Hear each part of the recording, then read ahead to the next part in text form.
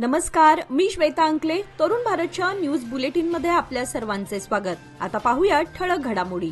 5 कोटी रुपयांच्या खंडणीसाठी राजापूर तालुका गोकाक येथील व्यावसायिकाचे अपहरण केल्याप्रकरणी निपाणी पोलिसांनी 24 तासात 4 आरोपींना अटक केली. जिल्हा पोलीस अधीक्षक डॉ. भीमाशंकर गुळेद यांनी आज बेळगाव येथे पत्रकारांशी बोलताना ही माहिती दिली. आरोपींना पकडण्यासाठी विशेष पथक तयार करण्यात आले होते, असे त्यांनी सांगितले. ईश्वर परशुराम रामनगट्टी, राघवेंद्र यमनाप्पा बन्नाप्पा गोळ, रमेश मारुती कांबळे आणि सचिन रामाप्पा कांबळे अशी अटक करण्यात आलेल्या आरोपींची नावे आहेत. गोकाक तालुक्यातील राजापूर येथील व्यापारी बसवराज अंबी यांचं शुक्रवारी दिनांक 14 फेब्रुवारी रोजी अपहरण करण्यात आलं होतं. अपहरणानंतर 5 दिवसांनी मंगळवार दिनांक 18 फेब्रुवारी रोजी बसवराज यांची पत्नी शोभा यांनी घटप्रभा पोलीस स्थानकात अज्ञाताविरोधात फिर्याद दाखल केली होती.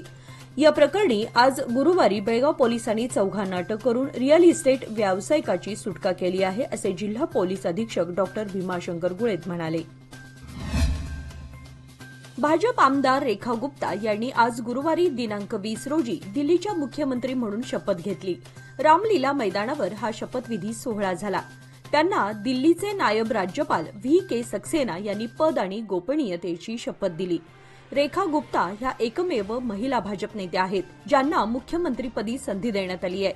त्या दिल्लीच्या 4थ्या महिला मुख्यमंत्री बनल्या आहेत, तर सुषमा स्वराज यांच्यानंतर बनलेल्या भाजपच्या 2ऱ्या महिला मुख्यमंत्री आहेत. यावेळी प्रवेश साहिब सिंह वर्मा, आशिष सूद, मनजिंदर सिंग सिरसा, रविंदर इंद्रराज सिंह, कपिल मिश्रा, पंकज कुमार सिंह यांनी मंत्रीपदी शपथ घेतली. कोणतीही गुन्ह्याची घटना, दंगा भांडण अथवा कोणत्याही प्रकरणात मध्यस्थी करण्यास जाऊन लोकांना घाबरवणे वगैरे प्रकार रावडी शीटर्सने करू नयेत, अन्यथा गय केली जाणार नाही, त्याचे गंभीर परिणाम होतील, असा इशारा डीसीपी रोहन जगदीश यांनी शहरातील रावडी शीटर्सना दिला. शहर परिसरातील गुन्हेगारीच्या पार्श्वभूमीवर शहरातील रावडी शीटर्सची आज गुरुवारी कॅम्प परिसरातील एसीपी कार्यालयात ओळख परेड घेण्यात आली. त्यावेळी त्यांना उद्देशून पोलीस उपायुक्त जगदीश बोलत होते. ते म्हणाले की या ठिकाणी तुम्हा सर्वांना कोणत्या सभा समारंभात कार्यक्रमाला बोलावलेले नाही. तुम्ही समाजातील मोठ्या व्यक्ती देखील नाही. तुम्ही रावडी शीटर आहात. त्यामुळे पोलिसांचे तुमच्यावर कायम लक्ष असते. त्या अनुषंगाने वेळोवेळी तुमची झडती घेतली जाते. तुम्ही दररोज काय काम करता, कुठे जाता, कोणाच्या संपर्कात असता, थोडक्यात तुमच्या दैनंदिनीवर आम्हा पोलिसांचं बारीक लक्ष असतं. पोलीस खात्यातर्फे मी तुम्हाला कठोरपणे सांगतो की तुमचा स्वभाव, वर्तन, तुमचं काम वगैरे गोष्टी कोणत्याही कारणास्तव समाजविरोधी असू नयेत, अन्यथा मोठेपणा मिरवत मी घाबरत नाही.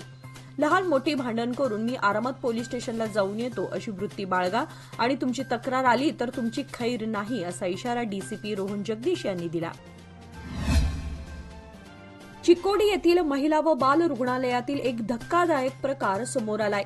प्रसूती शस्त्रक्रियेदरम्यान कापूस आणि टाकाऊ कापड पोटातच ठेवून दिल्याचा धक्कादायक प्रकार समोर आला आहे. मुगळी गावातील श्रुती बडिगेर या गर्भवती महिलेला चिकोडी येथील माता बाल रुग्णालयात दाखल करण्यात आलं होतं. मात्र डॉक्टरांच्या निष्काळजीपणामुळे प्रसूतीनंतर शस्त्रक्रिया करताना कापूस आणि टाकाऊ कापड महिलेच्या पोटातच राहिलंय. रुग्णालयातून डिस्चार्ज मिळाल्यानंतर काही दिवसांनी बाळंतिणीच्या पोटात दुखू लागल्यानं कुटुंबियांनी तिला हुक्केरी सार्वजनिक रुग्णालयात नेलं. यावेळी तपासणी सुरू असताना डॉक्टरांनी सदर महिलेच्या पोटात कापसाचा गोळा आणि टाकाऊ कापड आढळल्याचं तिच्या कुटुंबियांना सांगितलं. जिल्हा प्रशासनाने निष्काळजी डॉक्टरांवर कारवाई करावी अशी मागणी केली आहे. बेळगाव हिंडलगा तुरुंगाची अभेद्यता व सुरक्षेच्या दृष्टिकोनातून बेळगावच्या हिंडलगा मध्यवर्तीय कारागृहात मोबाईल जामर बसवण्यात आलाय. मात्र अलीकडे या जॅमरची क्षमता अर्थात व्याप्ती वाढवण्यात आल्यानं त्याचा त्रास ग्रामपंचायतीसह हिंडलगावासियांना होत आहे. तेव्हा या संदर्भात तात्काळ कार्यवाही करून मोबाईल जॅमरची क्षमता कारागृहापुरती मर्यादित ठेवावी अशी मागणी हिंडलगा ग्रामपंचायतीच्या वतीने हिंडलगा मध्यवर्तीय कारागृहाच्या पोलीस अधीक्षकांकडे करण्यात आली. नवे पाऊल नवा संकल्प लोकमान्य सोसायटी सादर करत आहे लोकमान्य शुभारंभ ठेव योजना, जी देते तुमच्या ठेवीवर आकर्षक व्याज. ज्येष्ठ नागरिकांसाठी 0.5% अधिक व्याज. अधिक माहितीसाठी कॉल करा 1800-212-4050. लोकमान्य, जिथे पैसा वाढतो आणि नातं वृद्धिंगत होतं. रोटरी क्लब ऑफ बेळगाव दर्पणला केएलई हॉस्पिटलमध्ये आंतरराष्ट्रीय बाल कर्करोग दिनाच्या समारंभात विशिष्ट पाहुणे म्हणून आमंत्रित करण्यात आले होते. या कार्यक्रमामुळे समर्पित डॉक्टर, परिचारिका, सामाजिक कार्यकर्ते, विविध सामाजिक संस्था, 100 बाल कर्करोग रुग्ण आणि त्यांचे कुटुंबीय एकत्र आले. यांच्या समवेत वेळ घालवणं खरोखरच एक भावनिक आणि प्रेरणादायी अनुभव होता. वैद्यकीय पथकाबद्दल मुले आणि त्यांच्या पालकांनी व्यक्त केलेली कृतज्ञता मनापासून हृदयस्पर्शी होती. रुग्णांना दररोज अढळ पाठिंबा, प्रोत्साहन आणि आशा देणाऱ्या डॉक्टर, परिचारिका आणि सामाजिक कार्यकर्त्यांचे कार्य उल्लेखनीय आहे. श्रीमती सुनीता देसाई यांनी 100हून अधिक पुस्तके दान केली, ज्यामुळे या तरुण मनांना आनंद आणि शिक्षण मिळाले. आमच्या क्लबने काही गेम आयटम्स आणि इतर प्रकारची मदत केली.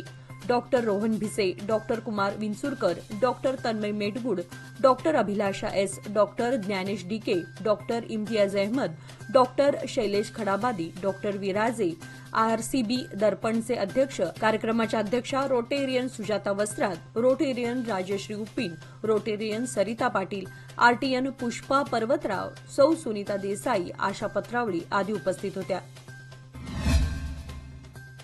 बेळगुंदी येथील बालवीर विद्यानिकेतन शाळेमध्ये शिवजयंतीनिमित्त डीडी बेळगावकर सरांच्या पुढाकाराने विद्यार्थ्यांची शैक्षणिक गुणवत्ता तपासण्यात आली. प्रारंभी शाळेचे संयोजक शंकर चौगुले सर यांच्या हस्ते छत्रपती शिवाजी महाराज यांच्या प्रतिमेला पुष्पहार अर्पण करून आदरांजली वाहण्यात आली. यावेळी व्यासपीठावर निवृत्त मुख्याध्यापक अर्जुन चौगुले, निवृत्त शिक्षिका कुसुम चौगुले, प्राध्यापक व शाळेचे संचालक डीडी बेळगावकर, दशरथ पाऊसकर, पुंडलिक सुतार, गौरी चौगुले, प्राथमिक विभागाच्या मुख्याध्यापिका रेखा शहापूरकर, माध्यमिक विभागाच्या मुख्याध्यापिका मंगल पाटील, शिक्षक वृंद व विद्यार्थी कार्यक्रमाला उपस्थित होते. खानापूर तालुक्यातील ग्रामीण भागाच्या विकासासाठी मनरेगा कामगारांच्या प्रमुखांनी नियोजनपूर्वक काम केल्यास ग्रामीण भागाचा निश्चित कायापालट होण्यास वेळ लागणार नाही. यासाठी प्रमुखांनी जोमाने काम केल्यास नरेगा योजनेत अधिक प्रगती करता येईल असे मत तालुका पंचायत सहाय्यक संचालक रुपाली बडकुंद्री यांनी मनरेगा कामगार प्रमुखांच्या मार्गदर्शन शिबिरात बोलताना व्यक्त केले. येथील तालुका पंचायत सभागृहात ग्रामविकास व पंचायत राज विभाग, जिल्हा पंचायत बेळगाव, तालुका पंचायत खानापूर व ग्रामस्वराज्य अभियान यांच्या संयुक्त विद्यमाने आयोजित मनरेगा योजनेच्या माध्यमातून मार्गदर्शन शिबिराचे आयोजन करण्यात आले होते.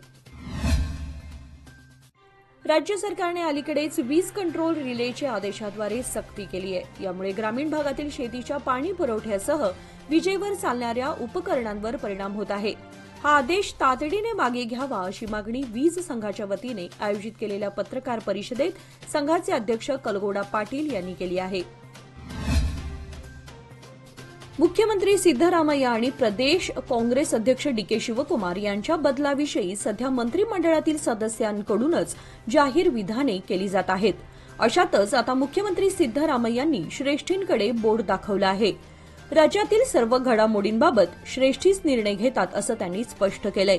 दरम्यान पक्षातील अंतर्गत चर्चा चव्हाट्यावर आल्यानं गृहमंत्री डॉक्टर जी परमेश्वर यांना श्रेष्ठींनी दिल्लीला येण्याची सूचना दिली आहे. उपमुख्यमंत्री डीके शिवकुमार आणि सहकार मंत्री के.एन. राजण्णा यांच्यात सध्या जाहीरपणे आरोप प्रत्यारोप सुरू आहेत. यावर प्रतिक्रिया विचारल्यानंतर मुख्यमंत्र्यांनी बोलण्यास नकार दिला.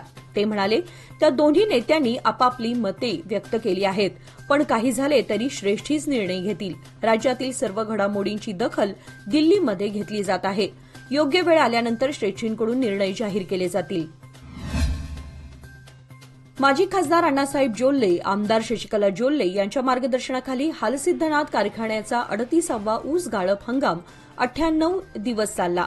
13 फेब्रुवारी रोजी गळीत हंगामाची सांगता झाली. हंगामात कोणतीही थकबाकी न ठेवता गाळप करण्यात आलेल्या 6,30,000 मेट्रिक टन ऊसाच्या बिलांची रक्कम 191.35 कोटी रक्कम शेतकऱ्यांना अदा करण्यात आली आहे. शेवटच्या 15 आठवड्याचे वाढीव दराने ऊस बिल देखील शेतकऱ्यांच्या बँक खात्यावर जमा करण्यात आले आहेत, अशी माहिती चेअरमन MP पाटील यांनी प्रसिद्धी पत्रकाद्वारे दिली आहे.